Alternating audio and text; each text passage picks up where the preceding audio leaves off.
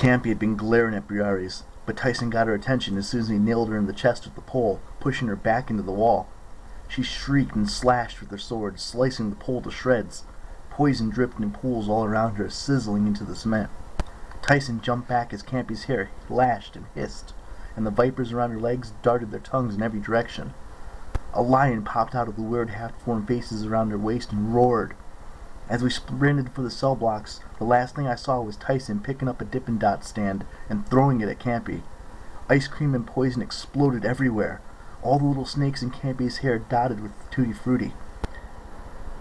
We dashed back into the jail yard. "Can't make it," Briares huffed.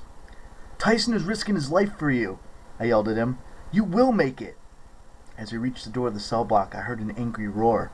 I glanced back and saw Tyson running towards us at full speed, Campy right behind him.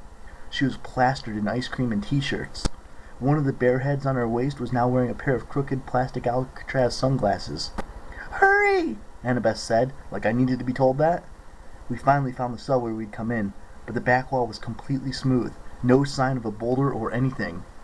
"Look for the mark," Annabeth said. "There!"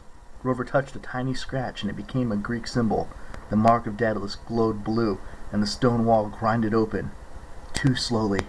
Tyson was coming through the cell block, Campy's sword lashing out behind him, slicing indiscriminately through the cell bars and the stone walls. I pushed Briares inside the maze, and Annabeth and Grover.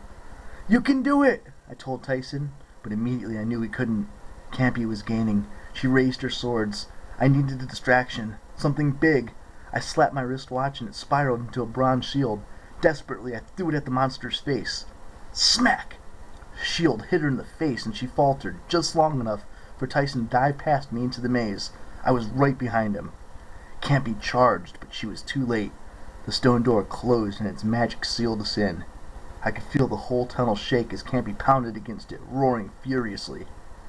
We didn't stick around and play knock-knock with her, though. We raced into the darkness, and for the first time, and the last, I was glad to be back in the Labyrinth. Chapter 8. We visit the Demon Dude Ranch. We finally stopped in a room full of waterfalls.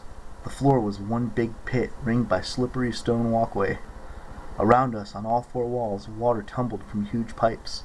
The water spilled down into the pit, and even when I shined a light, I couldn't see the bottom. Briares slumped against the wall. His face, he scooped up water in a dozen hands and washed himself. "The pit goes straight to Tartarus," he murmured. "I should jump in and save you the trouble."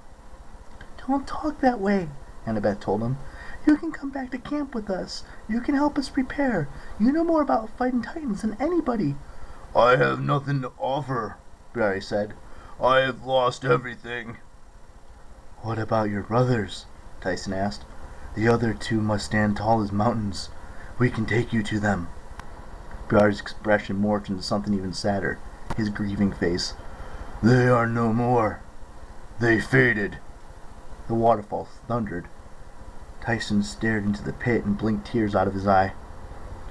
"What exactly do you mean they faded?" I asked. "I thought monsters were immortal like the gods." "Percy," Grover said weakly, "even immortality has its limits. Sometimes monsters get forgotten and they lose their will to stay immortal." Looking at Grover's face, I wondered if he was thinking of Pan. I remembered something Medusa had told us once, how her sisters, the other two Gorgons, had passed on and left her alone. Then last year Apollo said something about the old god Helios disappearing and leaving him with the duties of the sun god. I'd never thought too much about it, but now, looking at Briares, I realized how terrible it would be to be so old, thousands and thousands of years old, and totally alone. "I must go," Briares said.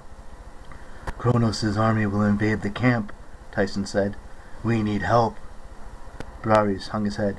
"I cannot, Cyclops." "You are strong." "Not anymore." Briares rose. "Hey!" I grabbed one of his arms and pulled him aside, where the roar of water would hide our words. "Briares, we need you. In case you haven't noticed, Tyson believes in you. He risked his life for you." I told him everything. Luke's invasion plan, the labyrinth entrance at camp, Daedalus' workshop, Cronus' golden coffin. Briares just shook his head. "I cannot, demigod. I do not have a finger gun to win this game. To prove his point, he made 100 finger guns. Maybe that's why monsters fade, I said. Maybe it's not about what the mortals believe, but maybe it's when you give up on yourself.